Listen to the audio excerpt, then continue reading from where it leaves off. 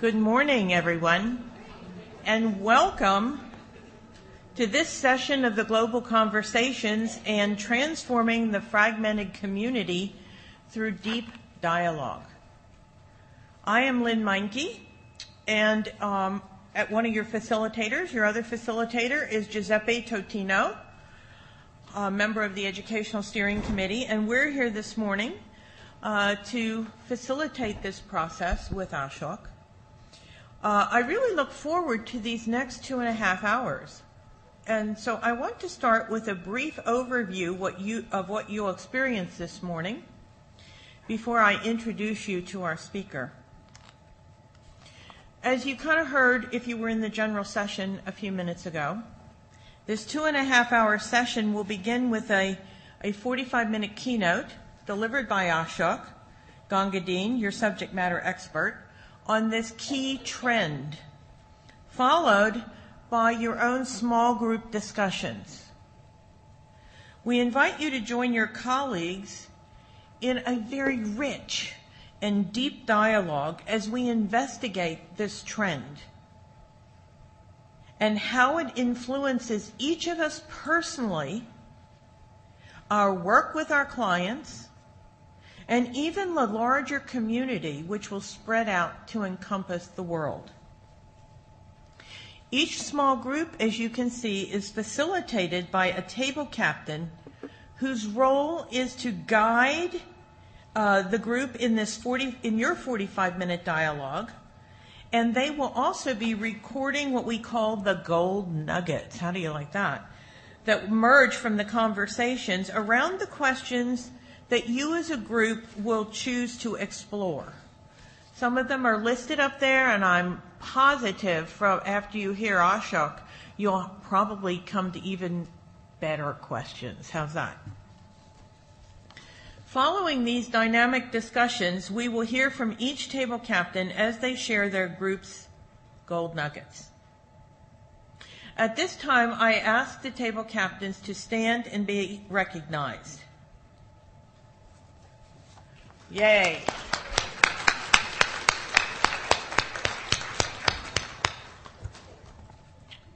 And now I'd like to introduce you to Ashok Gangadine. Ashok is a professor of philosophy at Haverford College, and that's in Haverford, Pennsylvania. If any of you know the area, it's very close to Philadelphia, where for the past 4 decades, he has focused on tapping into and clarifying the common ground between cultural, religious, and ideological worlds. Author of Meditative Reason Toward Universal Grammar and Between Worlds, The Emergence of Global Reason, Ashok demonstrates that there is a fundamental logos, or universal grammar, underlying all cultures, religions, philosophies, and ideologies. He helped convene and inaugurate the World Commission on Global Consciousness and Spirituality. He's co-chair of the World Wisdom Council, former director of the Global Dialogue Institute, and host of the Emmy-nominated Philly Live, Your International Connection, on WYBE TV, public television in Philadelphia, which recently evolved into the prize-winning Global Lens. Ashok is the author of Awakening the Global Mind, a new philosophy for healing ourselves and our world, and Meditations of Global First Philosophy, Quest for the Missing Grammar of Logos. Personally, I have had the sheer joy and pleasure of attending several of the forums that Ashok has generated and hosted at Haverford College. He brings together some of the most world-renowned speakers. I heard, just recently, last Saturday, now my mind's probably going to go. Barbara Marx Hubbard? Yes, Barbara Marx Hubbard and Bruce Lipton. And in the forum before that, we had Greg Braden and Joan Borosenko. And Joan Borosenko. So it has just been a delight. And Ashok, at his very heart, is a teacher coach. His classrooms are filled with people that want to move into the zone. Now, we take all this very highfalutin philosophical language, and the kids take it down to they want to be in the zone. So without further ado, Ashok, thank you for being here. Thank you. It's a pleasure. Can you hear me? It's a pleasure to be with you. And if you can't hear me at any time, please let me know. I'm using this clip-on. And I think the batteries are on. Can you hear me in the phone? Okay, louder. I don't know if this has to come closer. Okay, not in the back. It's a pleasure to be with you, and thank you, Lynn, for that lovely introduction. And to me, having taught 43 years at Haverford and known as a pioneer of global wisdom, global philosophy, for global conversations, the word global in philosophy, whatever many meanings, you can't hear? Someone's raising their hand in the back. Global conversations means across worldviews. We're living in a global age and in a global village.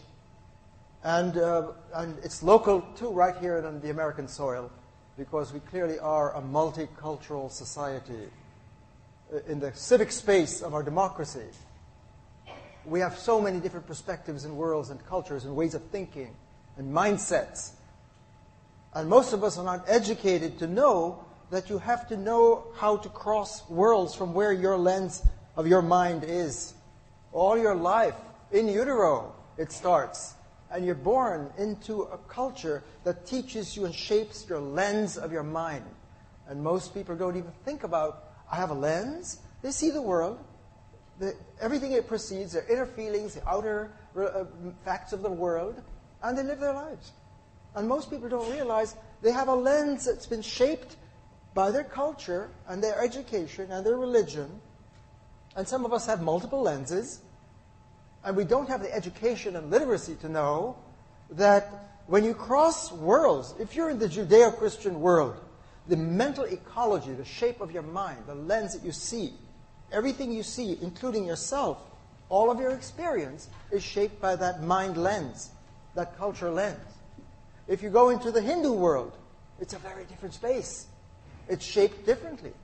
There's samsara and karma and dharma and nirvana and all of these different strange words of reincarnation and moksha and shanti and so forth. So you can't just take your Judeo-Christian lens and go into that space uncritically unless you realize I have to really revise my whole mind space, shift my lens in order to enter that world.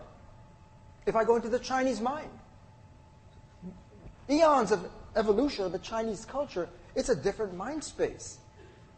If you go to meet the Lakota, the nation, First Peoples, up in the middle northwest of America, and you try to enter their world, where you realize the mountain, the river, the buffalo, it's all alive. Nature is sacred.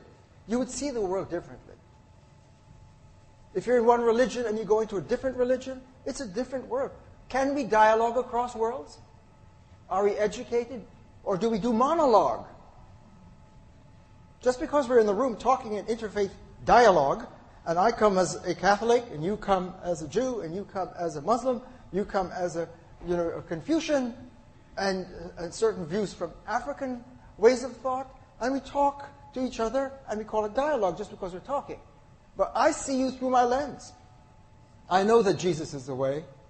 I know that that is the truth. I know that you're all condemned sinners if you don't believe. And I interpret you that way. And I listen, but I know the truth about you. Right? And that's dialogue. We had a great conversation, a global conversation, and we went home. No. It's monologue. When you have a mono lens, and you're not aware of it, and you see the other in the world through that lens, and you're some violence to the other. You don't intend the violence. But if you lay your lens on the other person, you violate their otherness.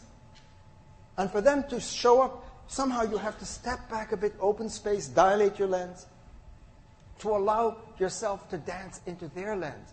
See what it looks like. That's deep dialogue. The capacity to recognize your lens and cross an open space. It's critical thinking. And move into the space of the other. If you're a believing Christian and you want to see, what are those scientists who are talking about the Big Bang? What are they saying? Because I know Genesis is true. I know that God created the universe and created humans. They're saying the Big Bang happened without any spiritual force. What are they thinking? And so on. And in fact, most of us have multiple lenses. Think about what that means. Because a lens is a powerful space. It's your world. It's your worldview. It's your reality. So if you're living in your lens, suppose I'm a believing Christian, and I really believe the Word of God, and I know that to be true. God created us, God created the universe, and Jesus saves. And I go, but I'm also a scientist. I'm a physicist. And I really believe in science. I do. And I see that the Big Bang is true. The universe is expanding. No doubt about it. Darwin was right on. So is it Big Bang or Genesis? That's an ouch in my soul. The fragmentation is not just out there in the broken community. That's another matter I'll get to in a moment. I'm talking about internal fragmentation. And internal fragmentation, not only, I'm a civic American. I really believe in the American way. This is my third lens. And although my religion says, love God in every moment and practice your religion in every breath, I'm an American. I believe in the secular space. I'm the civic American. Keep your religion out of your politics. Somehow, separation of church and state. The state politics has to be somehow open, so all people can really have a space. I'm practicing that too, but it hurts because I'm supposed to be a full-blooded, whole Christian being and love God in every moment. What's going on? That's another ouch. So, of course, I'm seeing my therapist. I'm trying to get myself together in my inner fragmentation because I can't dialogue it inside me. I've got 3 different selves. I hope you get that. The I that is a physicist, the I that's a believer, the I that's American, they're different I's. We don't know that. Am I talking to myself? Do I know inner dialogue? Can my Christian side deep dialogue really with my scientific side and my civic side? So no wonder I'm in therapy. And I'm asking my therapist, she happens to be Jungian. Thank God, not Freudian, right? So she's saying, Ashok, or whomever, you know, you're not an individual. You've got a male and a female, an anima and an animus. And now I'm really getting confused. I went for help, and now I'm getting multiplied even more. I've got a female to deal with. It's oy vey, I say, you know. Who am I? You get the picture. Why am I saying oy vey? Yeah. So she didn't help me very much. She made it worse. So thank God I have a tree-hugging friend who does yoga. So now I'm doing yoga to reduce my stress. And I'm chanting Om, and I'm doing my postures, and I don't realize that I'm still in ego mind.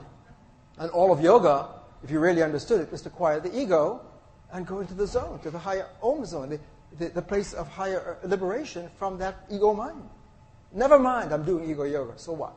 And I'm also doing some feng shui, moving the furniture around. Look at this room. This is a great deep dialogue room. Everyone's on this side. Half of the room is in the dark. The screen I'm going to use in a moment is way back far. Our shadow side is on this side. I hope you know that. This is the rest of the planet all holding space to make sure when you have your dialogue, you remember them, their suffering and their poverty, right? We're watching. So this is great, isn't it? So I'm going to talk for a little while and then get you to go into your dialogue. I'm glad you're turning this way, please. I'm very sensitive as a dialogue artist. It's an art. It's an art of energy connection and deep dialogue, where we face each other. The fact that I'm up here far from you, I don't like it. I'd like to be right in the middle, and the lights are all on, and that screen is much closer, just to give you a sense. So what I'm going to do is give you a sense of what I really think is a deep shift in coaching art. Because our great wisdom, if you can step out of the lens, wherever you are, we played with that for a moment. But if you say, now, do I have a lens? What? Do I have multiple lenses? Am I multiple personality? What's going on? I mean, if you could step back and just think, what's been happening in the wisdom of the planet? The great coaches, our elder coaches, of the ages, and by that I mean, it may startle you, Socrates was a coach. And he got hemlock for it. It's dangerous to be a coach. You're going to know thyself. And he was asking questions. And he said, when you face your ignorance, you become wise. You start on the path of wisdom. That's why the Oracle of Delphi said Socrates is the wisest of humans in his community. Because he knew he didn't know. The others are thinking they know, but they don't. So Socrates says, Philosophia, that's my field, I'm a philosopher. And Sophia is the infinite feminine wisdom embodied in the world. So Philae is love. So my profession is lover of Sophia. Philosophia. Did you know that? Yeah. It's a wonderful profession. That's what lover of wisdom. But wisdom in our lives is what brings us to flourish.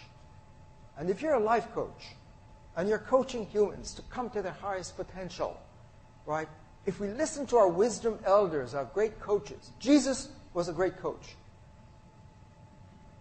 He was trying to show that the people who are living in alienation and fragmentation, which is a sin zone, are broken off from connectivity. And somehow you've got to go through a rite of passage to come into Christ's consciousness. And that's when you love one another and you even love your enemy, because you experience your connectivity and you overcome the fragmentation of the broken space. Buddha was a great coach. He saw the human suffering. And when he was enlightened, he saw the way to bring global compensation to the people, to end the suffering. Why? That ego is suffering. The ego mind breaks us and fragments. We don't realize the lens. When you're using the ego lens and you take yourself to be a separately existing being and the world shows up on you on your screen, you don't realize you think it's harmless. And I can see why. But it's a stage of our evolution. It's an adolescent stage to ego. And you have to outgrow it and mature to become a whole human being. That was Buddha's therapy for coaching. If you want to overcome the suffering, the first noble truth, you've got to see that you're the cause, and the way you're using your mind, the lens you use, is breaking up and fragmenting everything. You name it, you label it, you separate yourself from the other. No wonder you're in a broken, suffering situation. It's an addiction, Buddha said. So the third noble truth is you have a choice. You can use your mind and change your lens and overcome this suffering, broken fragmentation. We're talking about fragmentation in the world and how to heal the community. So Buddha's fourth noble truth is, and here's how. You got to do rehab 24/7. The eightfold path of mindful living. To be mindful in everything you do. Your speech, your actions, your livelihood, your judgment, your understanding. All of this. Be mindful. The eightfold path. And if you practice rehab, you'll kick the habit of being an egoholic.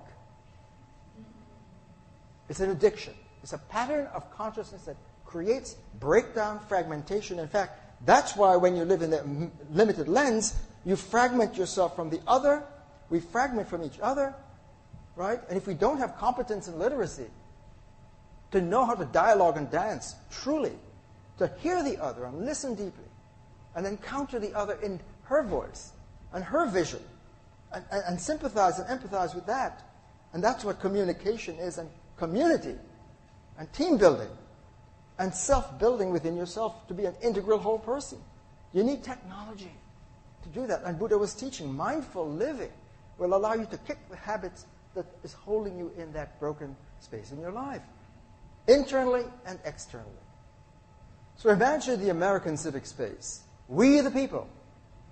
But if the civic space is broken across our worlds, we can't dialogue, then democracy is compromised.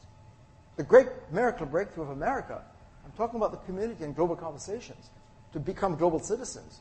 A global citizen is one who has a capacity and literacy and education to open up to multiple alternative worlds in a nonviolent way, and not to presume your lens is the right one and you lay it on everyone else and on yourself.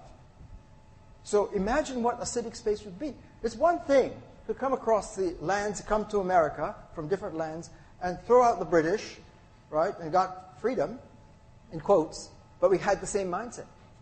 We're living in the old mindset, still, the colonial mind. The colonial mind lays itself on the other. And we don't intend to violate it, but philosophers, the wisdom teachers, so you can't do that. It's not moral awakened life. It's not a whole human being. That's why I say that the civic space of America is compromised, it's fragmented. How do we heal it? What is the skill? What are the art? What do we do to help create a culture that really works and a civic space that is healthful, in which we can respect diversity and yet be we the people? One nation under God, indivisible. Can we do that? I'm suggesting that if you're living in the old mindset, it's going to be a broken civic space and our democracy is going to be compromised. That's why I say the American Revolution is about to happen. The American Revolution is moving into this more civilized, open space in the art of deep dialogue. But we don't teach it. We don't know it. So we have voting battles and lineup and tea parties and coffee parties and all kinds of different going on. And we have to have power play and marshal our power. That's the state of our democracy. So we're talking here about, look at what we're doing. How can we lead conversations about our interdependence and relatedness?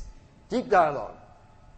What is the means through which the coaches can contribute to shape a future in which we rebuild cohesion and a sense of knowing that personal success and safety can depend on the success of all others in that new awakened civic space and inner civic space? And thirdly, how will the world be different tomorrow as a result of our global deep dialogue today? All right? So what I'd like to do is, I've used up some of my time, but I'd like to kind of, in about 15 minutes, take you on a deep journey. Come with me, please, to go through 3,000 years of wisdom in 15 minutes.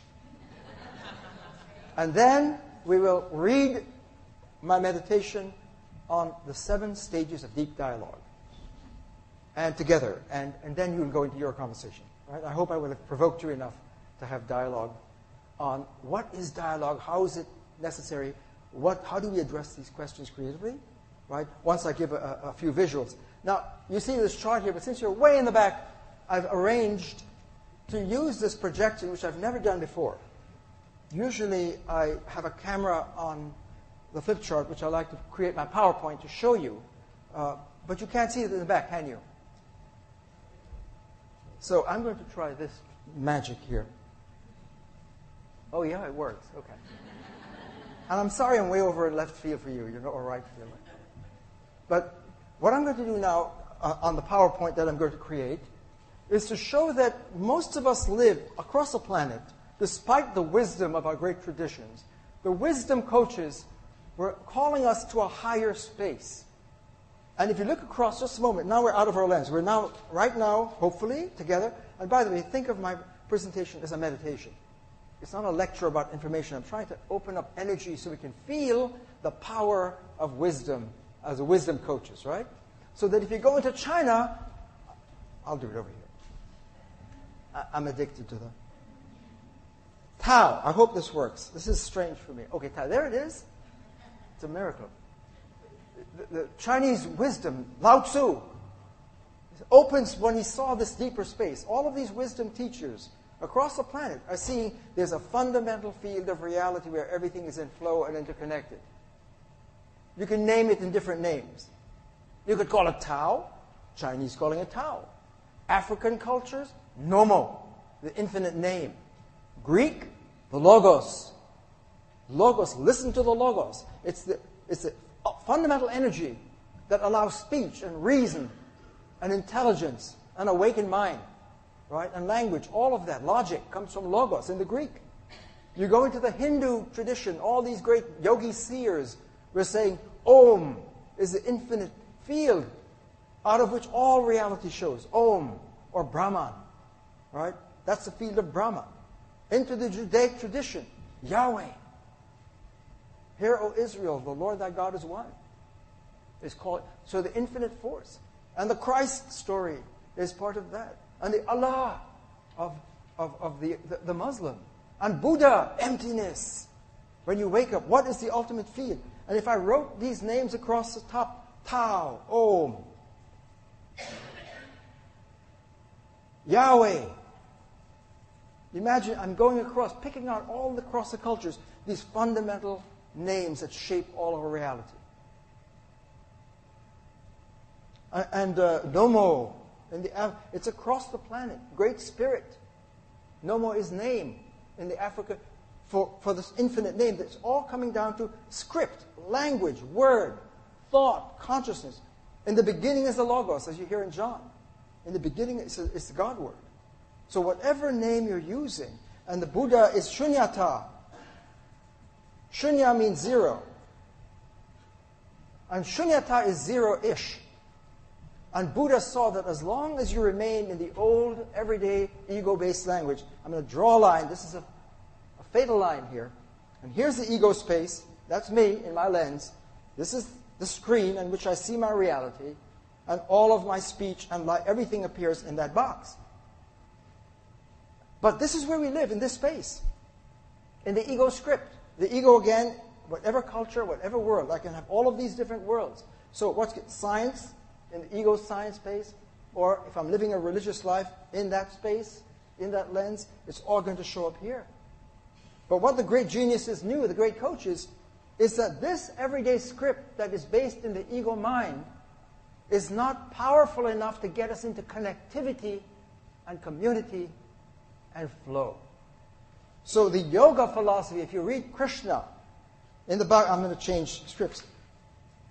If you look at Krishna in the Bhagavadgita, to give you examples of coaching, the Om voice, if I just take that one story, all is Om. But when Arjuna, here's Arjuna, the broken down warrior, and here's Krishna, the Om voice, speaking in dialogue to Arjuna, who is broken down on the battlefield. If you've read the Gita, if you've not, it's a magnificent beginning. It opens, a part of a great epic. Arjuna and his brothers are in a war on the battlefield. The flags are waving, the conch shells blowing, and it's time to charge. At the other side is a family broken battle. He sees his uncles and teachers of his on the other side to fight for the throne. And Krishna is his charioteer, the Om voice. And Arjuna just looks and sees his own folks on the other side, a fratricidal war. And he drops his weapon and says, Krishna, I can't do this. Something was happening to Arjuna. He had a breakdown, a meltdown on the battlefield. His own voice was coming through, his higher voice and conscience, and saying, it can't be right to kill your own people. So he was in deep conflict because as a warrior, all his life, he knew a warrior enters war and kills and for victory. But when he saw his own people, he stopped and froze and said, I can't kill my own people. This is wrong. He had a midlife crisis on the field. It was very inconvenient. His whole worldview collapsed, his ethics, everything. I said, Krishna, help me. If I drop my weapon, I've disgraced myself and I'm dead. If I kill my own family, I can't live. My conscience is broken. I'm finished. I'm in a lose-lose situation. So Krishna, I'm finished. Either way, please help me. And the dialogue begins. What kind of a dialogue is that going to be? It's going to be a deep dialogue. Why? Because Krishna is speaking the Om script and knows the yoga script and knows that Arjuna is in the ego script, and that's why he broke down. Because it's going to split. It's going to polarize. Most of us don't realize that when you use the ego mind and the ego calculus to live by, it's fragment and breaking everything it touches. So if you ask, why is the world in a fragmented state? Why is my life? Why is there divorce?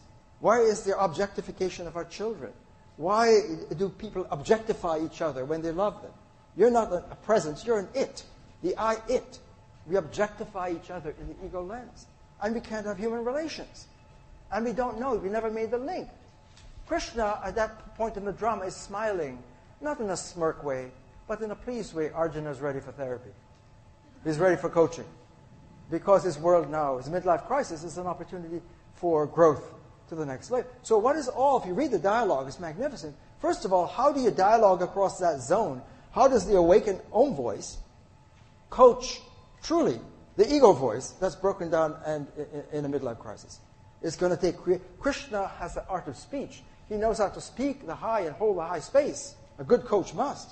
But also speak in a language that speaks to the broken person who wants to move up. So that's the dialogue. And he teaches him the skills of dialogue to step. And all of the Gita is to take Arjuna step by step from the ego space into the Om space. And that's the yoga zone.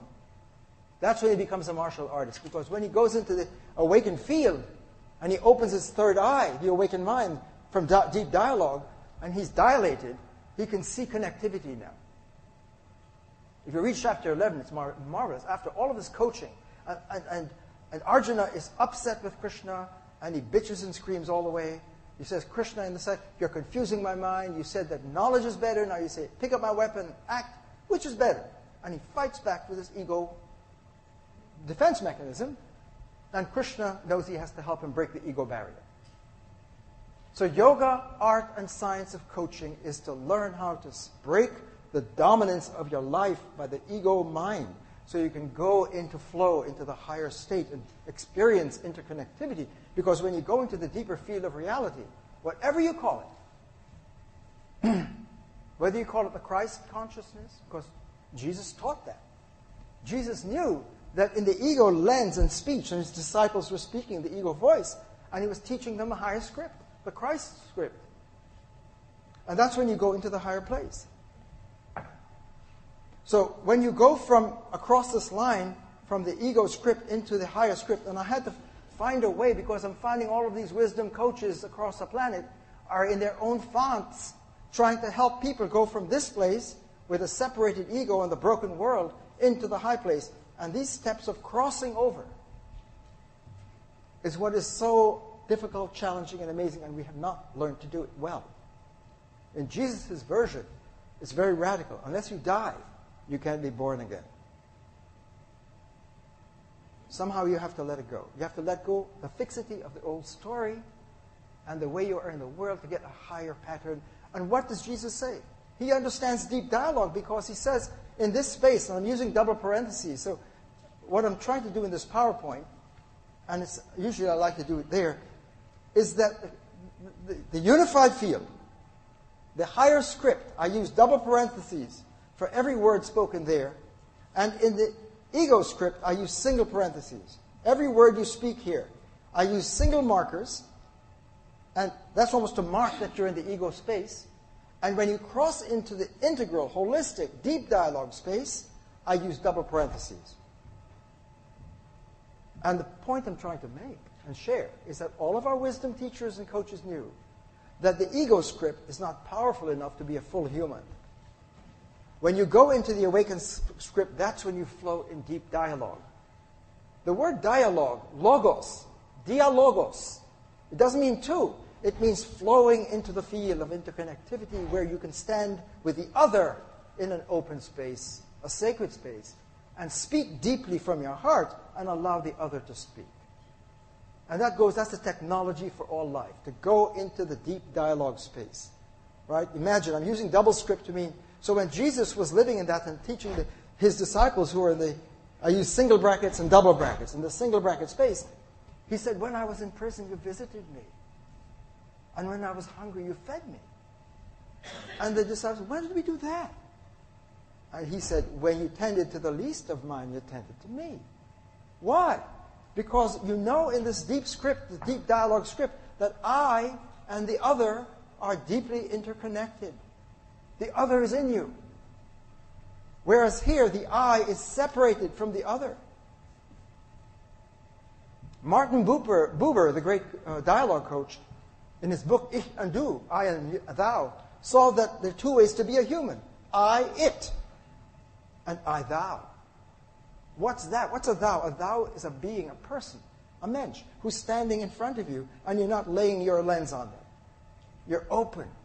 And this goes for every aspect of your life. If you say you want to coach people to get the most out of life and come to life, that's a life zone. The ego space, all of the teachers knew, you suffer, it's fragmented, you're alienated, it's broken, it's incoherent, you can't love. Love is a double bracket word. Because that's where you can stand in love. The space, the love space, is a space in which you stand open with the other. Allow the other, and you meet in that space. It's a sacred space. You're now a full human. And the irony of this is that if you think you can be a moral being in ego space, the great teachers know you can't, because you objectify yourself, you objectify the other, because you're processing everything in that box of your information. Philosophers call it predication. You know, when you speak, ego speak. You predicate, you join subjects and predicates, and you make up your information, and that's your world, and you make up your identity there.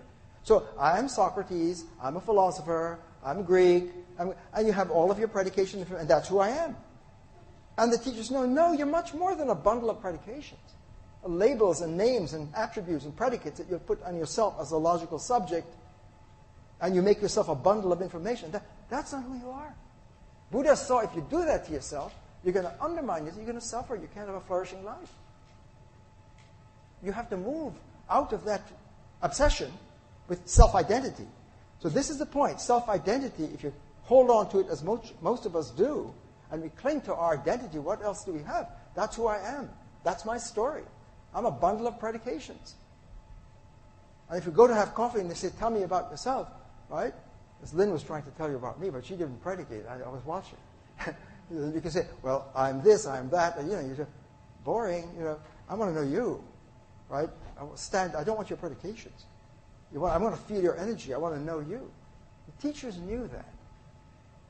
So that if you even look at the challenge of Abraham, think about it in this context. The infinite Yahweh calls out to Israel, love me above all else. What is first? The infinite is first. The fundamental field is first. So the declaration to the people of it, love me with all your heart, mind, and soul. What does that mean? Put first things first. But what do people do? I have my agenda. I have my lens. What's important to me? That comes first. I'm number one. Right? And so Abraham had Isaac, his son, finally. The most valuable thing to him at this point. Right? And then God is saying, Abraham, I'm here. What does that mean? Are you putting your agenda above honoring the higher? And Abraham was in a deep dialogue crisis. He had to say, do I let go of Isaac? Do I let go of my agenda? Isaac is a metaphor for himself and his whole worldview and his agenda. Do I put my agenda above the higher agenda, or do I listen with my open heart and have a deep dialogue in the presence of God? And Abraham was magnificent for humanity. It was a global moment when he said, I will let go of the most precious thing to me. I'm going to let go of Isaac. He didn't have to kill Isaac. He had to detach and let go from holding on as the highest value and change his lens to open a space to stand and serve God and love God. That's going on across the planet. That's what Buddha is teaching. If you want to go into the field of God, Buddha doesn't talk God talk. There is no God. It's just the space of infinite flow and compassion. Emptiness, shunyata. You can't use ego words to explain and label and describe this field of emptiness. So when you go into emptiness, it's not ego emptiness, a void. It is overflow and fullness. If you could touch, that's what all Zen philosophy is. If I can go into emptiness and drop the fixity of my ego story, I would rise into a higher, powerful time. Double bracket time is not the same as single bracket time. Because single bracket time, ego time, breaks up into past, present, and future.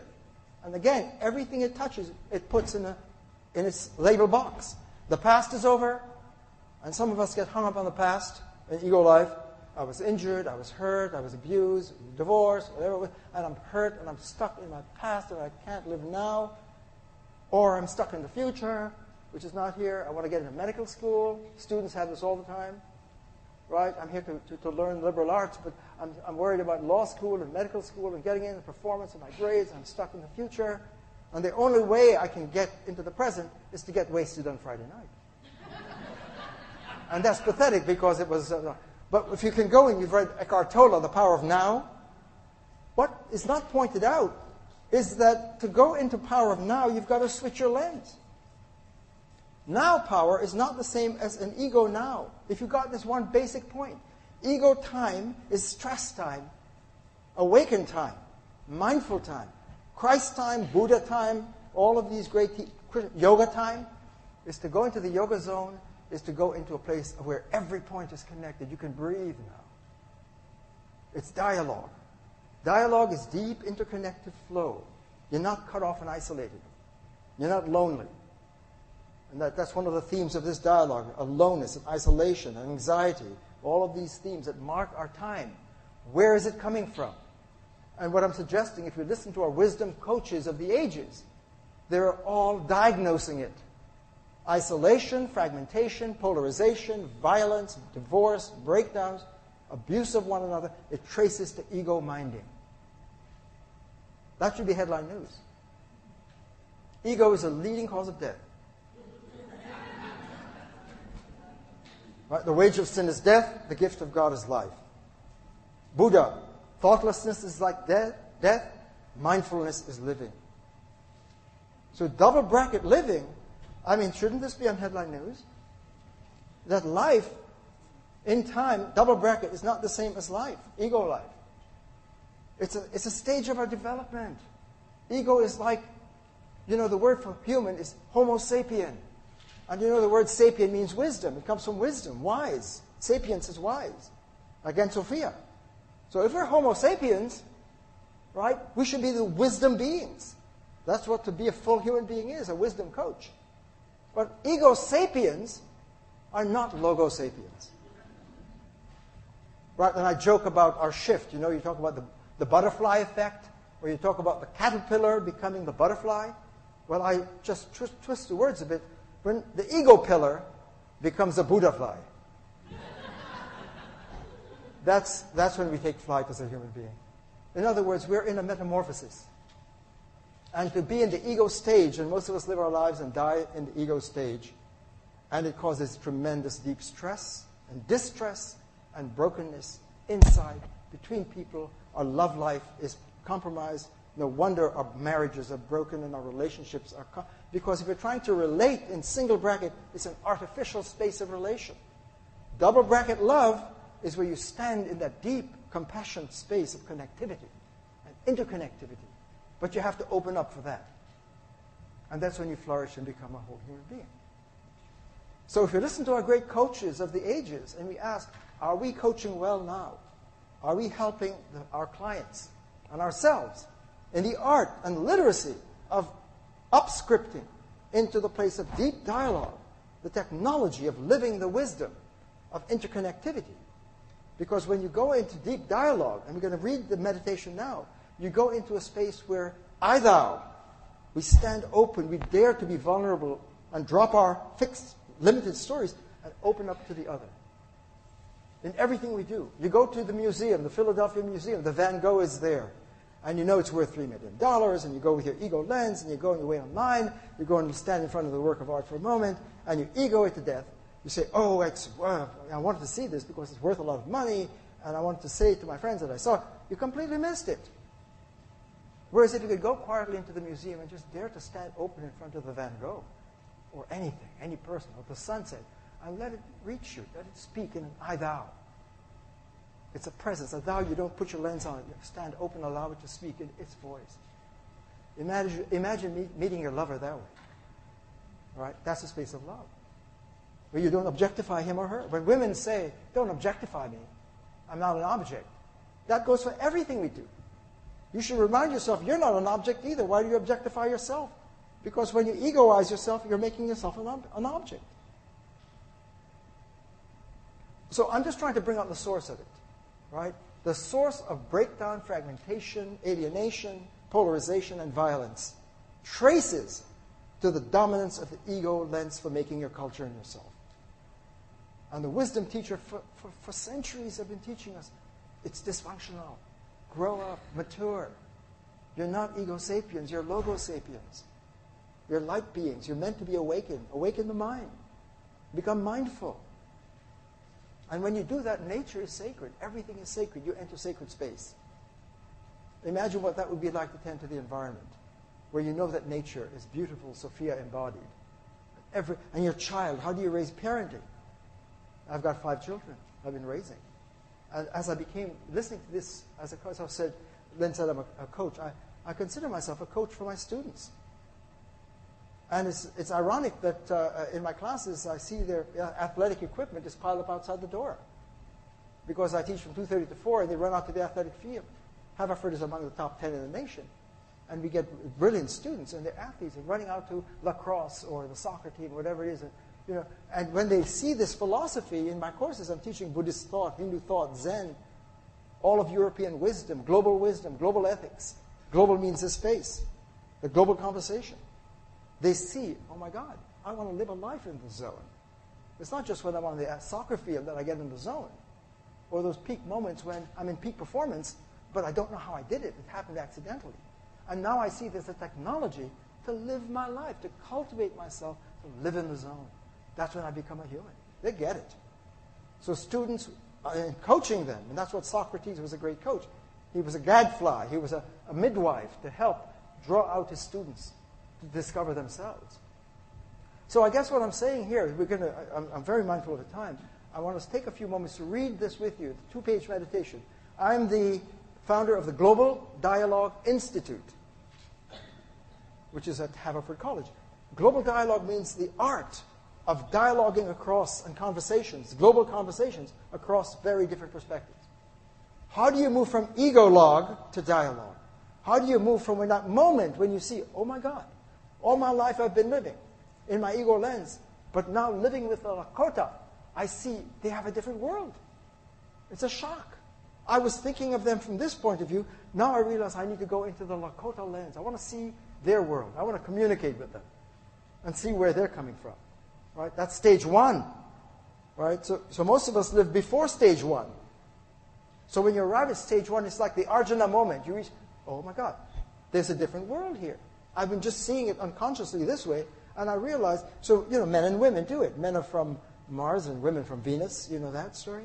Right? Because they're talking different lenses. They can't communicate. Right? So the relationship is broken in some way.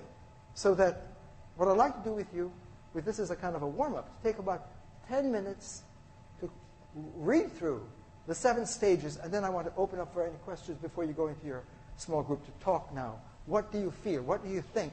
Are we doing that kind of coaching for the public and ourselves to create the kind of global community that we need to be sustainable? This is serious because it's dysfunctional. It can't go on anymore. We have to shift. Right? And the technology has been there for centuries if we know how to do the art of deep dialogue. So is there someone who would like to read this out for everyone? Come right up and read it. Or would you? Don't you have it?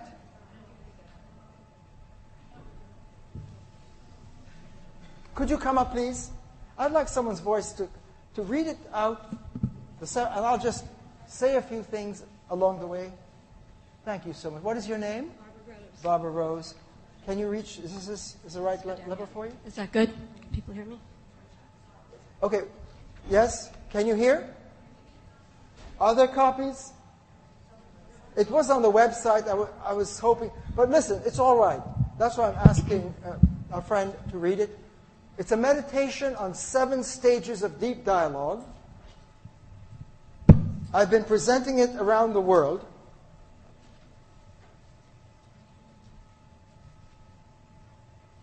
And it is, as a meditation, you just feel how it feels to go from the single bracket mind of encountering the other, step by step to mature into a full human being by stage 7. That's what we're going to go through now.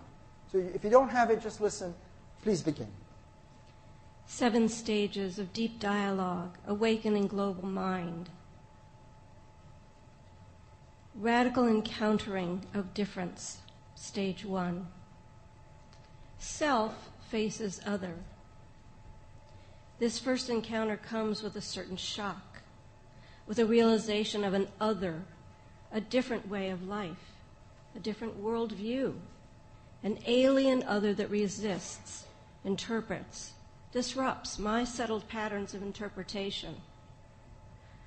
With this primal encounter, there is a new realization that my habits of mind cannot make sense of this other.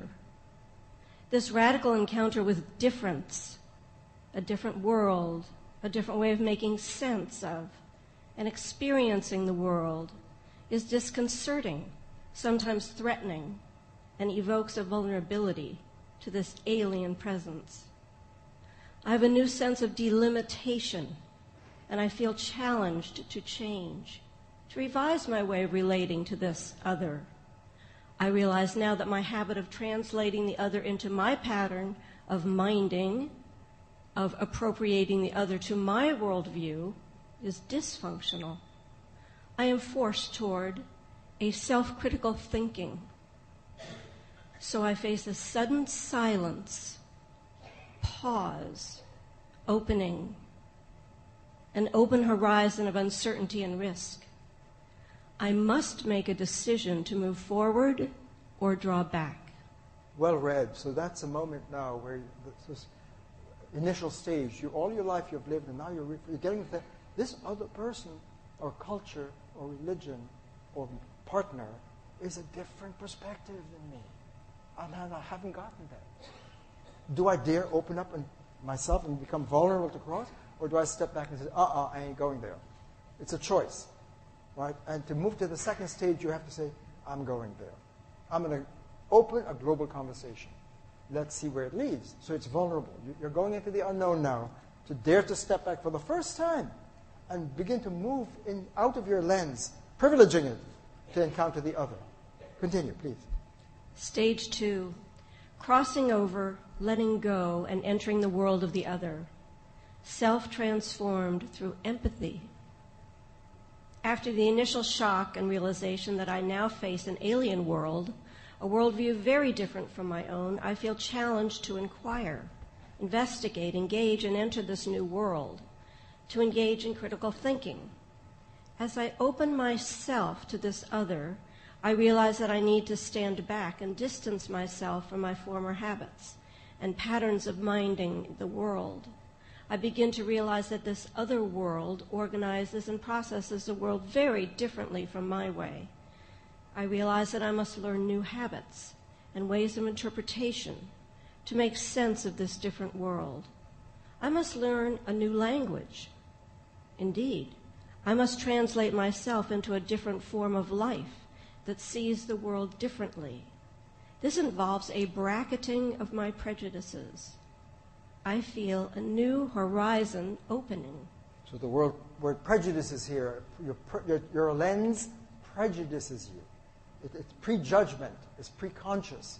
Everything you see, and to step back and say, what have been my deep prejudices as I saw the world of the other? Continue, please. Stage 3, inhabiting and experiencing the world of the other, self-transformed into the other. I begin to feel a new and deep empathy for my new habitat. I want to let myself go, free myself to enter and experiment, learn and grow in this new way of being, to embrace critical thinking. I hold on to my prior views as much as I can, but I do advance in a conservative fashion. Still, I experience an excitement in discovering, in inhabiting a new and different worldview. I have a new profound realization of an other, an alternative reality and a form of life. But in the end, I realize this is not my home. But what is my home? I experience a deep shift in my worldview. Who am I? What is my true identity? Is this other part of me? Is my world transforming now? So now we begin to stir now. Something is opening up in a deep way. What is my home? Once you leave your home turf and you open up the vulnerability, your identity begins to mature. And you ask, who am I? Really? What is my home? To go from a more provincial to a global citizen, a global being, you're opening up in a profound way. You're reading very well. Please continue. Stage 4, crossing back with expanded vision. Self returns home with new knowledge. I now cross back, return to my own world, bringing back new knowledge of how to think and act, critical thinking, and may even wish to adopt or adapt some of it for myself. As a result, this primary encounter with the world of the other, I now realize that there are other ways of understanding reality.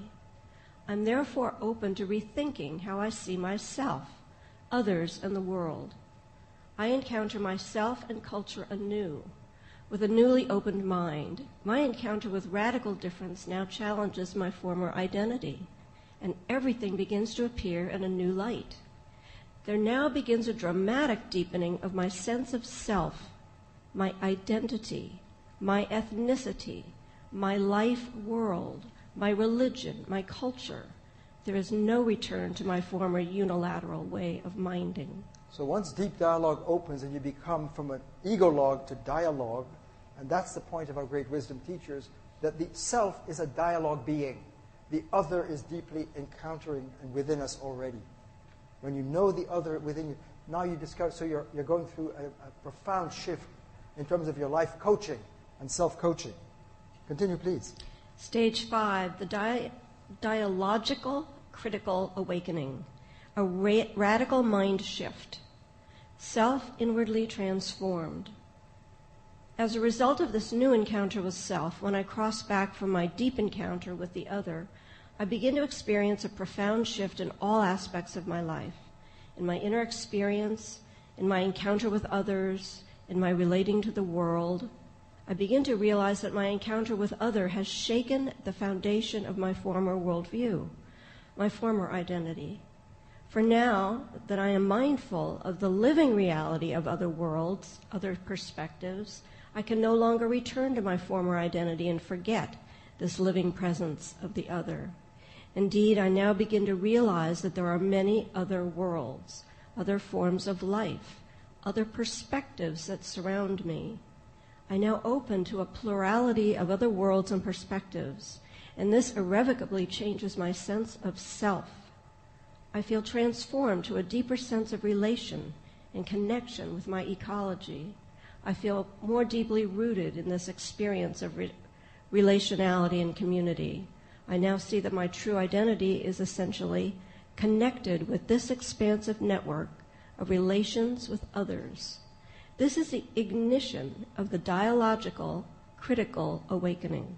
So in this awakening, in terms of our theme about connectivity and overcoming the isolation and coming into relation with others, and the entire, as the lens of the mind dilates and you become more humanized with that power to see multiple alternative kaleidoscopic interperspectivity.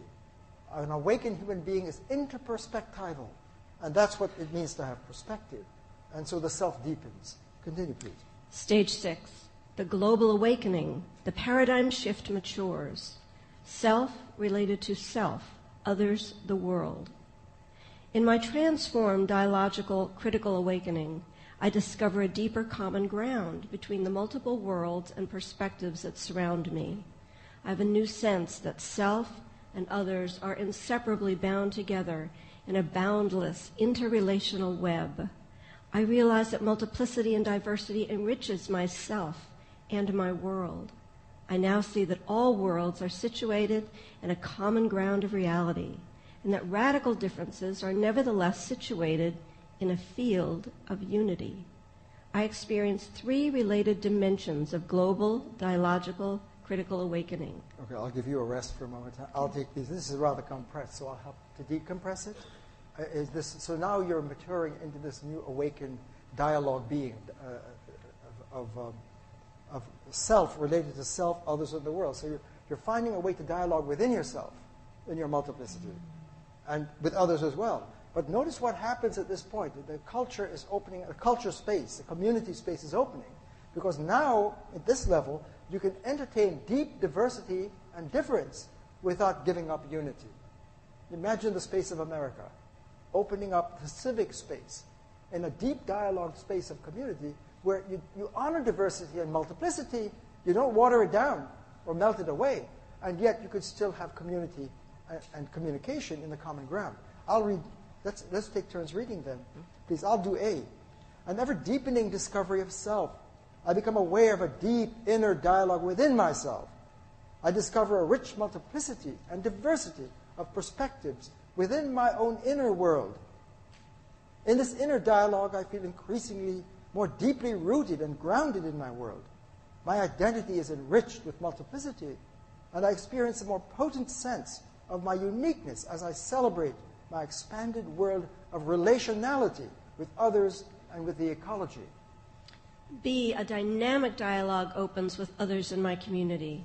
As my new inner dialogue and critical thinking evolves, I find myself in a new and transformed relation with others who share my world, my tradition, my religion, my culture. This new phase of relation with my peers can be disorienting and disconcerting, for as I now dramatically grow in my identity, I find myself in an estranged distance from many of my peers. Even as I discover a deeper affinity and embrace my community, my polis, I face a new turbulence, miscommunication, and misunderstanding with my colleagues, and challenging and dramatic dialogues unfold in my polis. The word polis comes from the Greek, means a community, the political space, the cultural space. And this part of the meditation is showing when you start to grow and open up as a dialogue being, but you're surrounded by your former family and friends and homies who may be still in the prior unawakened, you're going to hit turbulence. There's going to be breakdown, right? There's going to be a challenge to try and deal with that in an honest way. I'll take C. A global awakening emerges in all aspects of my life. As this inner and outer dialogue matures, I realize that my understanding of my world enters a new global light, a global conversation. I realize that I'm surrounded by many worldviews. I enter a global horizon and a global consciousness in which interreligious, intercultural, interideological, interdisciplinary, interpersonal dialogues abound in all directions. I now have a new globalized sense of reality, a dialogical domain in which multiple alternative worlds are situated in ever-dynamic, deepening relations. And with this understanding comes a new attitude to life and ethics. So coaching, life coaching, goes to this deeper place. 7. Stage 7, personal and global transforming of life and behavior. Self lives and acts in a new global dialogical consciousness. As this paradigm shift in my life matures, I realize that there is a deep change in all aspects of my life, a new moral consciousness and a new practice. As my new dialogical critical consciousness becomes a habit of life, I find that my behavior and my disposition to self and other have blossomed. I feel a new sense of communion with myself, with others, and with ecology. I realize that the deepest care for myself essentially involves my care for others and for the environment. I have a deeper sense of belonging to my world, to my community, and with this, a boundless sense of responsibility in all of my conduct. I now realize that I am transformed in the deepest habits of mind and behavior. I find a deeper sense of self-realization and fulfillment and meaning in my life and my relations with others and the world around me. Thank you very much for sharing that. So what I'd like...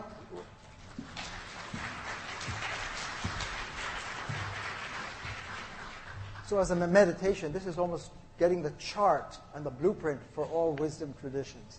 They all seem to have that pattern. So what I invite you to do as you go into your dialogue, and then come back, I'd be happy to take questions now, a few questions if that'll help you go into your dialogue. But keep this in mind, please. You might want to dialogue about dialogue. In my institute, when we have breakout sessions, after doing the 7 stages, the smaller group says, we need to talk about dialogue. If dialogue is going to be the embodiment of wisdom and this awakened way of being a human, I'm a dialogue being. Have I been living in monologue? Is that how I've been raising my children? Not really opening up space for the family to flourish, and so forth. My workplace, whatever it may be. So do you want to have a few moments of other questions you'd like to raise at this moment? Or do you want to go into your round table? Let's go into the conversations. Okay, thank you very much for your attention.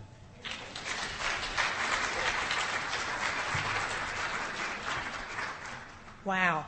As usual, Ashok, that was awesome. Thank you. Yes. And very stimulating and insightful. So what I'd like to do now is ask the table captains to facilitate the dialogue in your small group.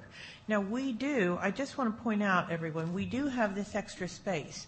So this could get pretty noisy. So if you would like for some of you to move down and give more space. You encounter the other over there? Yes, your encounter with this other. Okay. And we will go until about 11:45. Okay, and we'll try to give you we'll walk around with signs. We'll let you know when we're into the conversation, 15 minutes, 30 minutes, and then we'll let you know when you have 5 minutes to go.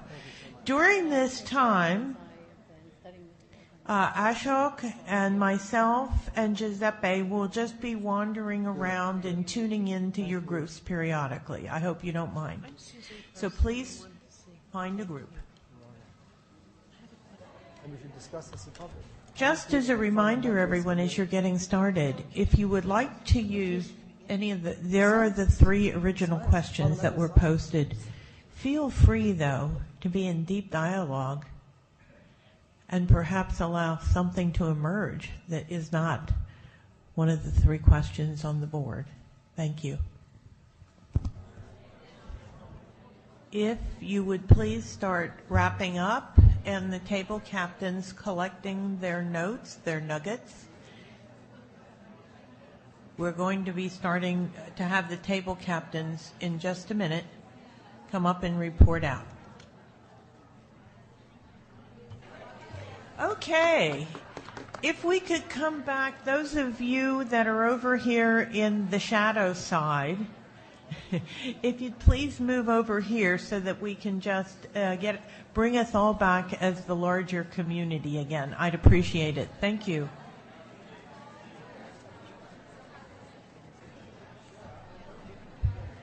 All right. Wow. What I'd like to have happen now, please, there are 2 microphones on stands. One right here, and the other got shifted.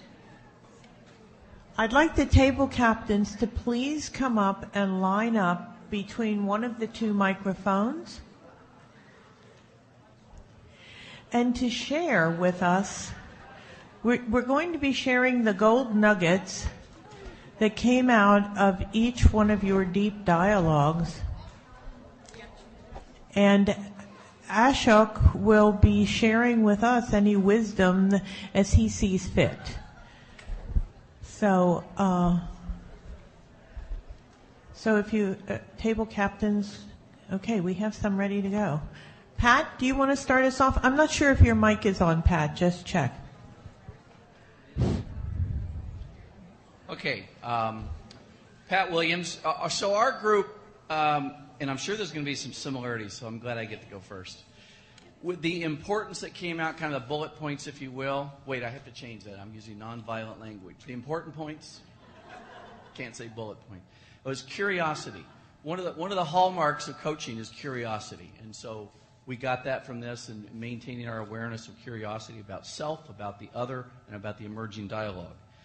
An important point nugget was that the other is part of me. It's like in our DNA, really. All the differences that we see, there's really such similarity at a cellular level. The importance of mindfulness, that increases awareness to inform action. The energy of coaching is a space for suspending judgment. I don't think we can be non-judgmental, but we can suspend judgment in that point. The opportunity to dialogue rather than monologue, which was one of his key points. There's very little dialogue going on in today's political world, as we know. 2 more points. Prepare for our coaching by being in a state of gratitude and mindfulness before we enter the conversation, and have that be a practice. And then lastly, how in coaching our clients to recognize and move from this space of ego mind to the higher self or the blended self without it sounding woogity boogity.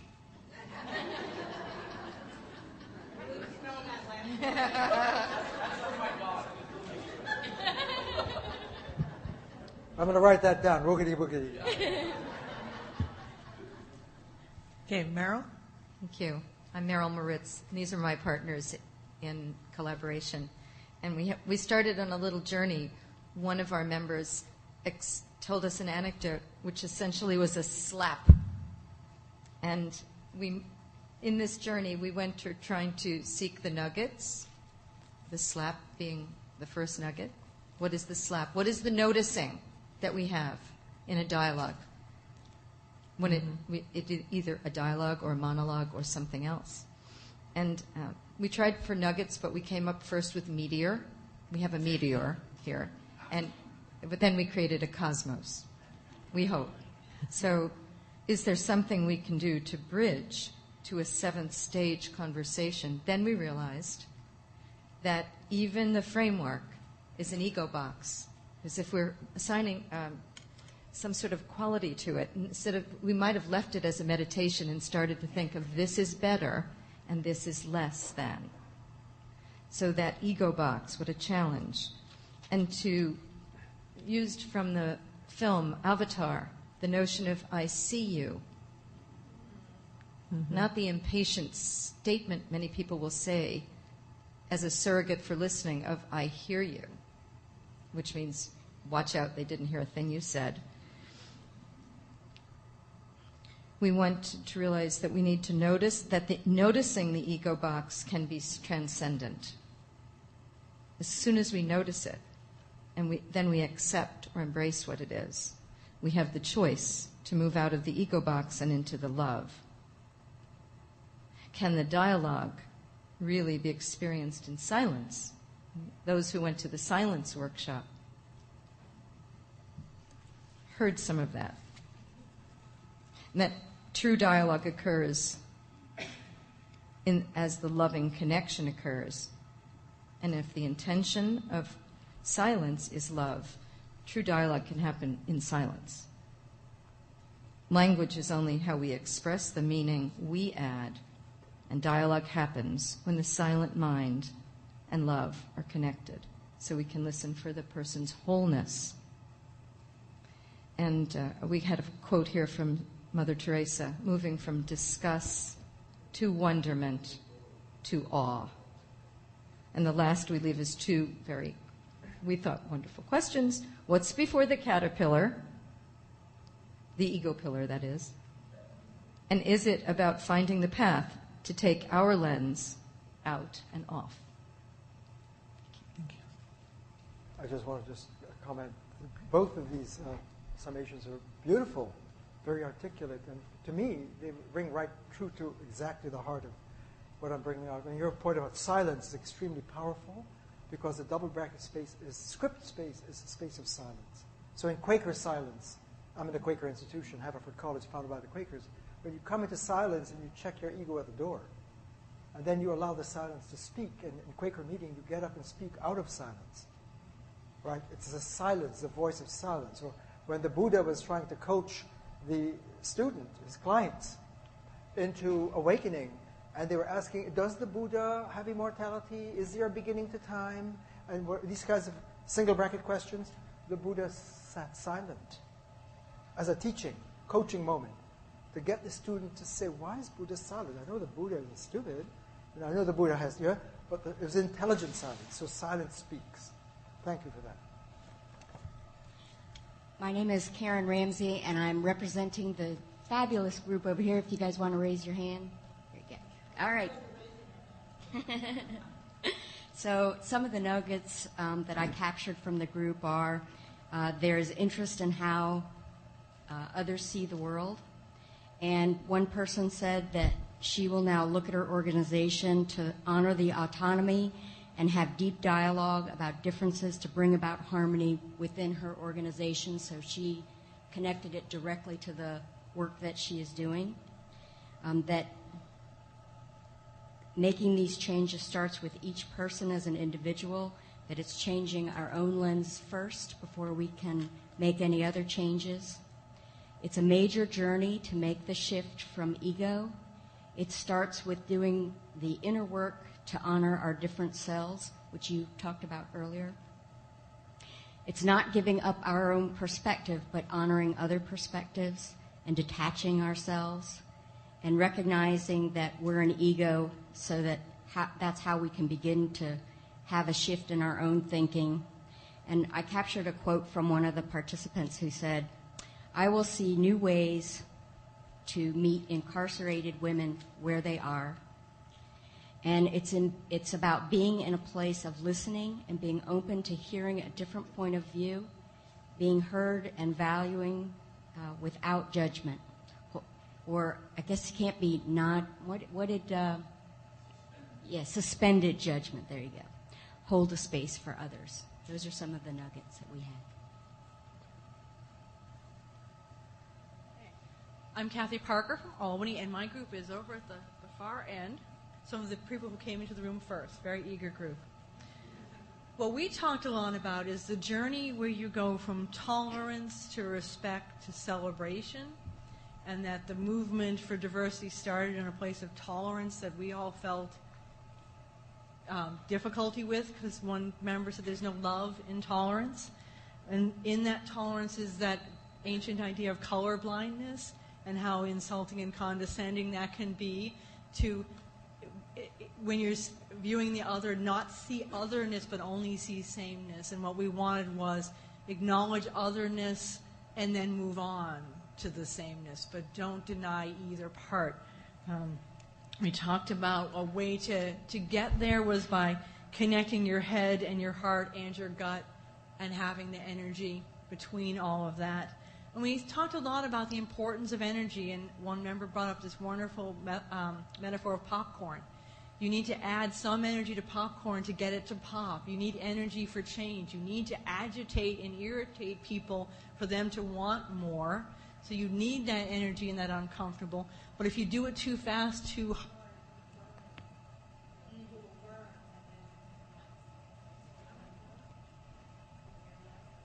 No.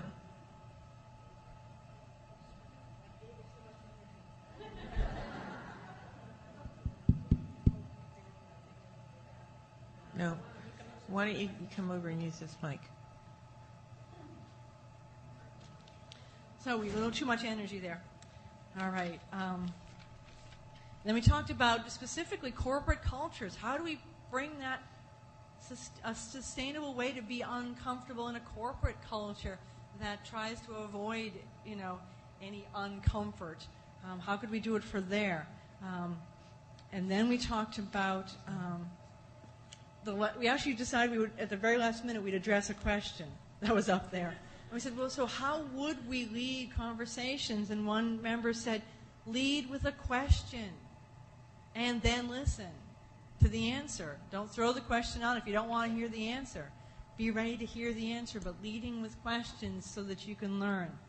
And we also talked about the performing arts, the media arts. Is that a way to bring this message out, because it's such a powerful way to reach the world, and it does it in both positive and negative ways today? How can they be an ally in getting all of this out? I just want to, on the last, these are magnificent, by the way.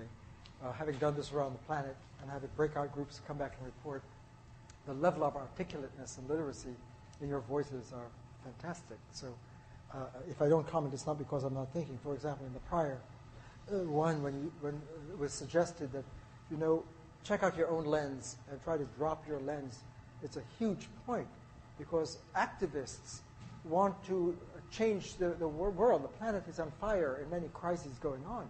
And you want to be an activist, and you want to go out there and deal with the nuclear weapon or the global warming or whatever it may be, or poverty. But if you're ego lensing, you're contributing to the dysfunction of the culture. So that point that was made is extremely important. Don't blame the president or someone else if you are ego-minded. We're thinking, gathering in the evolutionary elders and leaders that I'm amongst a group called Evolutionary Pioneers, with many of the leaders that you would recognize. And we are gathering on 11/1/11 in Washington, D.C. And I was suggesting at some point, what can we do to really get that shock that you spoke about, that popcorn jolt, which stage one is when you say you're almost, there's a rupture taking place when you encounter the other. There's a disruption, right? That popcorn moment. We don't want to burn it, to get the attention of the American people, in a global stage. And I suggested at one point, I was in a town meeting like this with activists, and they were all feeling burnt out. They're not getting it away. They're just tired. And they said, it's not working. What would Gandhi do? When Gandhi called the salt march in India and gathered the people and marshaled the nation with the salt strike, I said, what would Gandhi do? We need something to help pull us together in a new way. I was leading this conversation standing just as I am. And I thought a moment. There was a moment of silence. And I looked up and I said, Gandhi is here. And people said, what? I was just listening to what would Gandhi do. I said, Gandhi would call for an ego strike. And everyone chuckled. And we said, okay, let's carry on. No, it says, no, stop. An ego strike, that's the salt march of our time. Because if we're egoing, and we're just not doing it consciously, and we're blaming, trying to find the source of a problem for the dysfunction in the culture, check it out. If you're going to continue to ego your life away, and if you're going to call a boycott, call an ego strike. And people are going to say, what the hell is an ego strike? Never heard of that. If you're ego-minding, you're contributing directly to the catastrophe of a situation. So what would it be like to have one day out of ego? Right? To open that space of deep listening that you're speaking about in the corporations, in the colleges, in the across campus, in the town, in the civic spaces. Imagine calling an ego strike.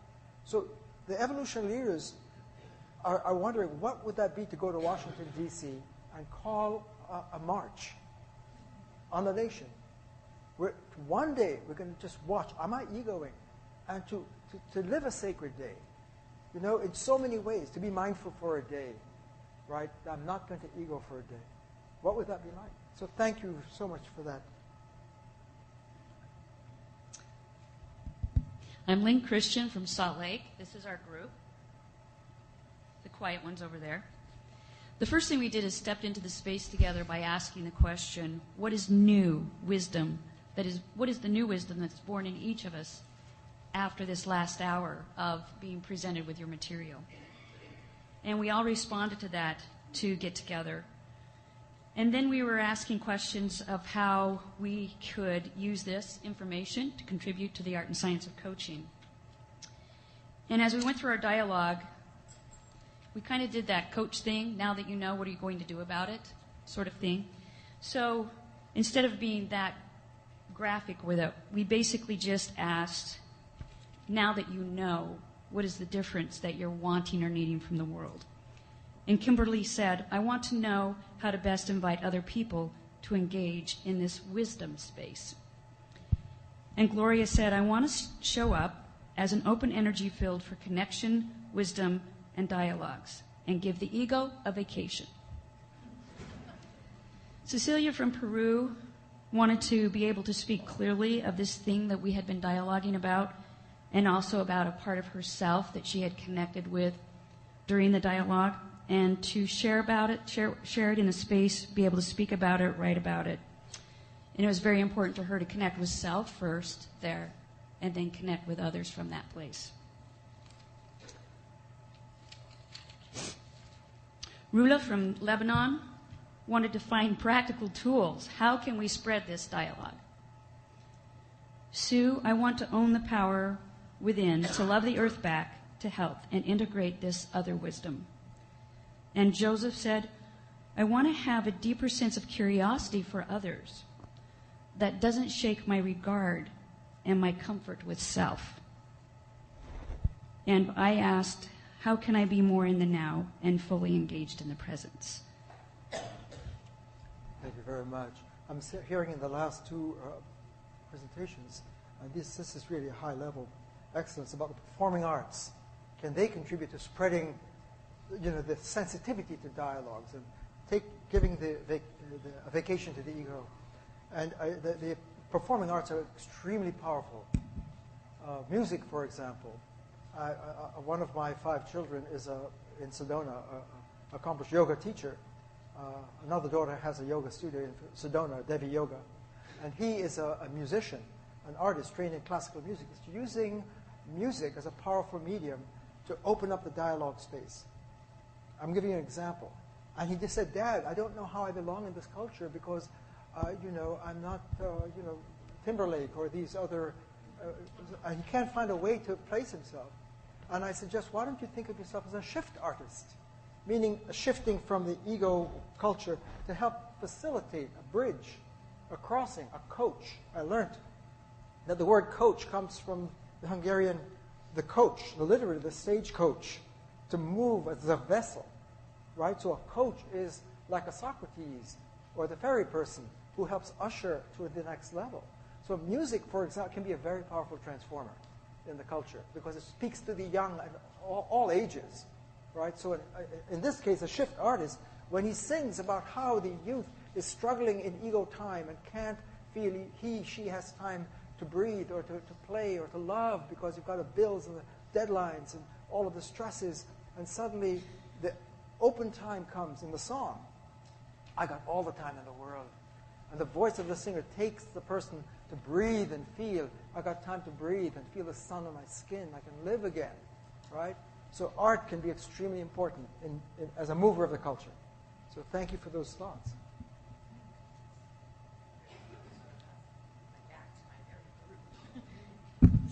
This is our group right here. And I'm Patricia from Santa Barbara, California. And building on what you just said and what happened in our group, we started out and heard a really interesting story that exemplifies kind of what we're doing here, actually. And Greensboro Grub? Yeah, it's called Greensboro Grub. And it is a get-together. These people moved to town. They wanted to meet people. They were theatrical people. And Greensboro is a place where, apparently, I didn't know this, but many years ago, there was a standoff between the neo-Nazis and the Klansmen on one side and the Communist Party on the other side. And a lot of other things happened in Greensboro.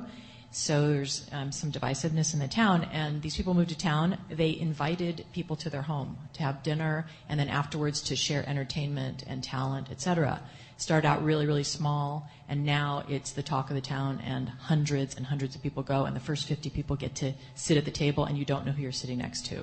It could have been the child of one of those people who had that experience 30 years ago, 40 years ago. So people don't know who they're sitting next to. They get to know each other. They then go into the living room and perform music and art and dance and do all kinds of things. So it's created a lot of community in that town.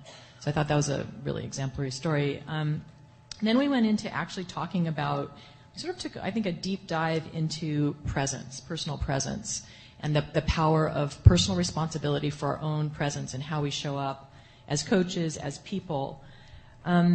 We basically said that the whole process of showing up and learning how to show up and keeping ourselves in check, managing ourselves, acknowledging our biases, all of that is a journey. It's a lifelong journey. We're a little bit ahead, perhaps a couple steps ahead of our clients or of other people who aren't on this journey yet, but they've chosen us for some reason as coaches. Maybe they want to be on that journey, so that our job is to expand the space between us and transcend wherever we are now, while at the same time taking responsibility for keeping the space clean of our own judgments and lenses by, the dedication to continuous growth, continuous mindfulness, personal evolution. And then we said, with that in mind, we meet our clients where they're at. So as we meet our clients where they're at and we keep the space clean, we know from science, actually, that there's going to be an impact, because our brains are impacting each other. So our own level of evolution is going to affect the people around us, the people we are coaching with, so that it's going to rub off on them. So we're lucky that happens, because then invitation is more powerful than anything else. We're not in any way asking them to do anything. We're just being the way we are, and because we're being the way we are, and because for some reason they were drawn to us, they are going to get secondhand hit on that. So that's what we came up with. I'm going to be silent, even though I was already thought, because I look at the time and I want to hear your voices. So I'll keep quiet until all the voices are out. I love deep dive for deep dialogue. I'm going to ask the people that are reporting out, please stick. We want to be finished in about 15 minutes with the report out. So if you could just pick your nuggets and talk fast. She's asking a Texan to keep it small. Yeah, I know. It's tough. Very quickly, I'm Susan. That's my sextet. We're just like the musical group yesterday. No table captain, so we all shared the leadership. We started out with a question I brought up about a program I'm being asked to organize about the blessing of diversity in our community for our school system. There are issues that come up, so we got into these awesome discussions of each other As I said, there was no table captain, so we just all led to it. Some of the key nuggets for me is that for all of us, we need to define a safe place for everyone to be there. We need to define a place where no one is threatened. As an individual pointed out, where a minister was trying to bring gay individuals into the church, talked about for the first 20 years they loved them, and then started introducing some of the dangers. So it's that whole concept of love, etc. You need to make a safe place for those who talk, and the answer is within. We all hear everyone speaking and develop the answers to our own questions. Another thing that was brought up was using experiential work. You know, introducing poor people to rich people who think poor people are nothing. Letting them get to know each other, just as someone else previously had brought out. Open the door slowly. The final question that came up, both in the view of the school, we had another person on the board who's in the group that has a child who's a member of a group who one of the officials is extremely self-righteous, who won't even listen to the concept of growth. That's part of the situation that I happen to be dealing with too, that you can't even explain to them what is going on. So we're still leaving that open as a challenge. I've heard some answers to it, so thank you. Hi, I'm Max. I'm from Dallas, and I can speak short because I'm really from Virginia. So I'll talk like this. I will give the nuggets. Ready? We talked about how to lead the conversation, and we have bullet points. I will call them dashes. Listening to others, really listening. Good questions about the other. Be aware of our judgments. Model that we are open. Show other people how to do this. Stay unattached to outcomes. Create a safe space. Be curious and really be there.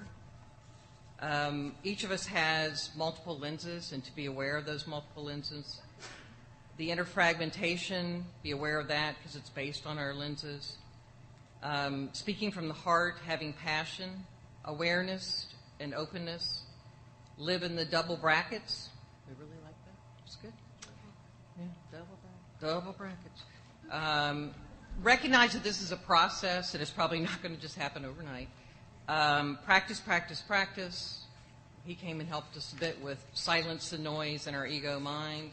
And one of our group members quoted a friend of hers that said, wrap everything in love. So, thank you. Another Dallasite, Ginger Cockrum, and our group way in the corner there, way good. And our conversation took a kind of organic, circuitous path. We started out talking about how you build deep community, deep conversations across culture, across communities.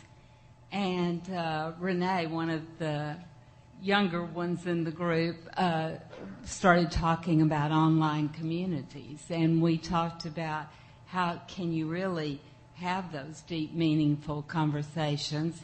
And the second idea that came into the group is how can you be incredibly powerful as a coach and extremely vulnerable at the same time.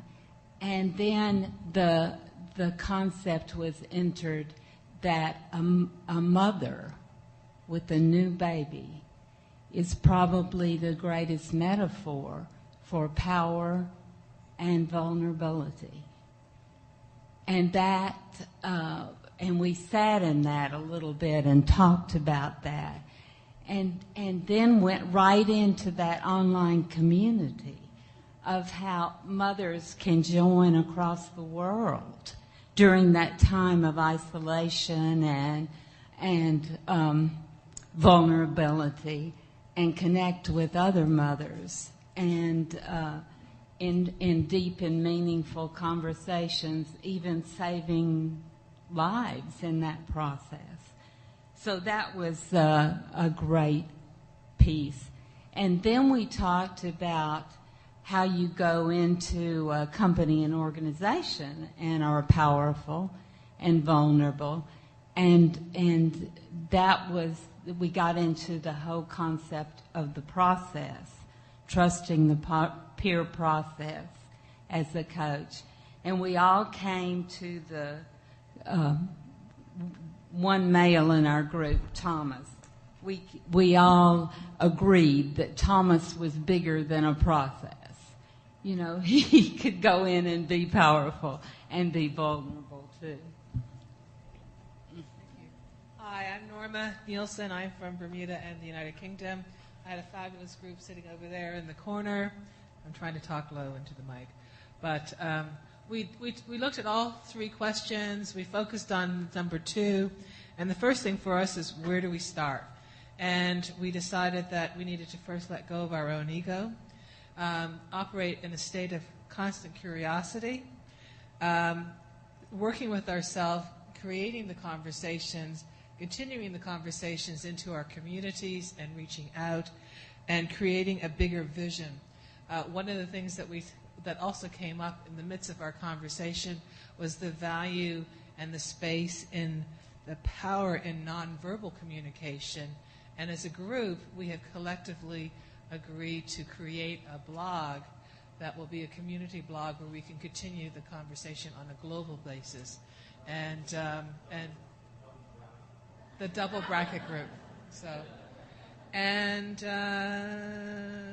I think that's it in a nutshell. Thank you.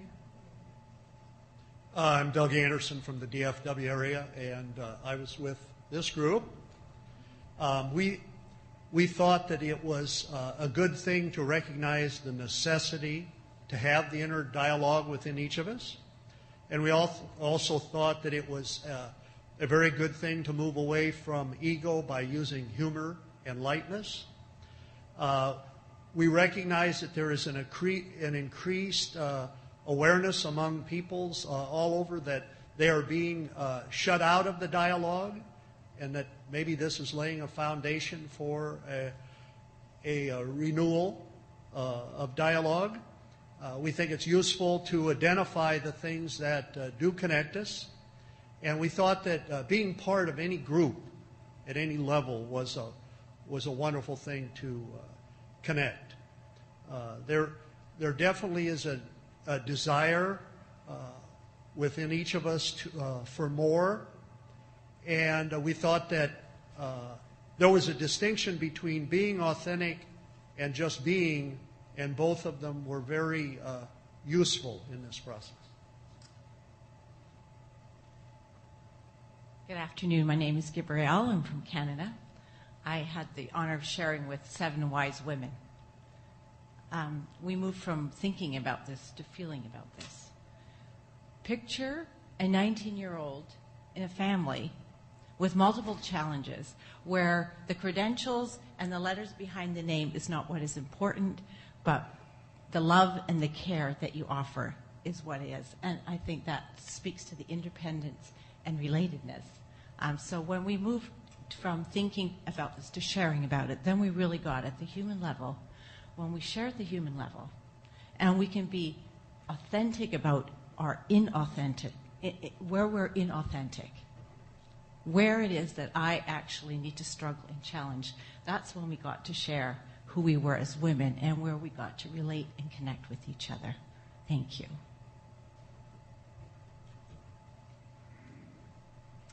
I'm Pete Kirchfer from San Diego. My group is Back Center. This will be easy and short because we recognized that deep dialogue only produces nuggets. So our group was like a microcosm for deep dialogue and for communication. And what that microcosm boiled down to in our little social experiment was that coaches are taking responsibility for the role to facilitate conversation in groups around setting requests, intentions, or norms to create a safe space. Some of the points around creating a safe space were that a safe space is one that fosters connection. To do this, each individual has a commitment to show up. to be vulnerable, to have the desire to be understood. Then a conversation around acknowledging the different types and lenses, specifically of the introverts and extroverts. We came up with each individual is to take equal responsibility to both listening and being heard within the group, and that to have a degree of sensitivity around the energy of the group would also be an important part. Thank you.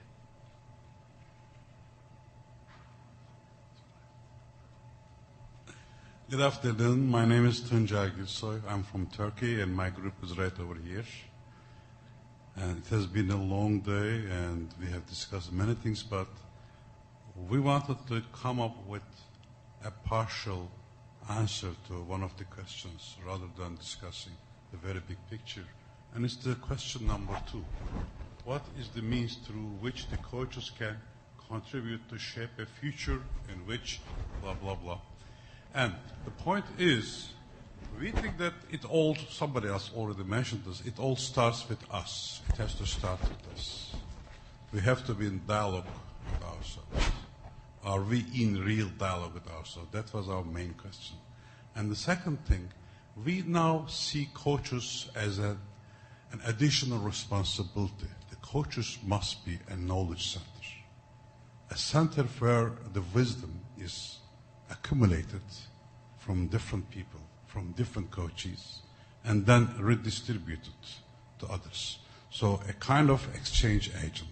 I think that can be an additional role for coaches, or more, I'm sure that most coaches are already doing that, but we can do it with more awareness. And second, we must also encourage our clients, coaches, to be in touch with others, to create better dialogues with others. We must help them. We must help them realize how they can do it. So it can be an additional assignment. More or less, I think everybody here, I think that was a wonderful day. I also thank Professor Ashok. It was a real journey, but it was a difficult one to grasp because there are so many things going on. Thank you very much.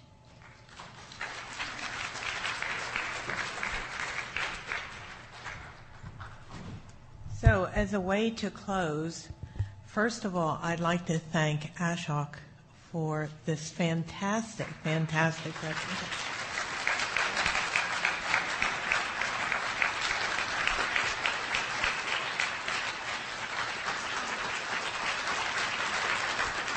One minute. Thank you. Again, is this on? Can you hear me? You're on. I just want to say how enormously impressed and moved I am by your voices and your energy. I've done this around the world many times, but I feel something is stirring here. And the consistent voices, all of the captains, and you're all captains. So the captain voices that spoke just hit those nuggets, of gold and wisdom that's here. And it makes me just feel so inspired that if coaches who are in a very responsible and powerful position because they're coaching others in their communities, their clients, whatever you like to call them, a shift and exchange agents, it's amazing. And I have a feeling, I leave here with a great inspired feeling that, wow, it's wonderful to see the level of literacy and sensitivity. I feel you got it, just what I heard. You got it. You got that sense of a deep listening with the heart and the heart-mind. And when I heard a safe space, it's extremely important. For deep dialogue to come, you need safe space, which is sacred space. Double bracket space is sacred. And a point about power and vulnerability. Gandhi knew that if you touch the Om zone, you can move mountains. Jesus knew if you had faith the size of a mustard seed, the physics is enormous to move the society. So every micro point is a macro. And that is the Buddha fly effect. That someone said, I'm capturing many of the points, that if your small group can hold that intention and space, the physics of holding a double bracket space has a ripple effect in the environment.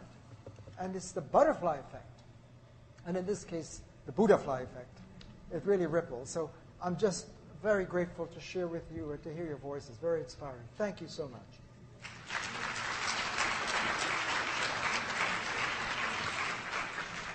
I also want to thank our table captains for their fantastic facilitation. Thank you.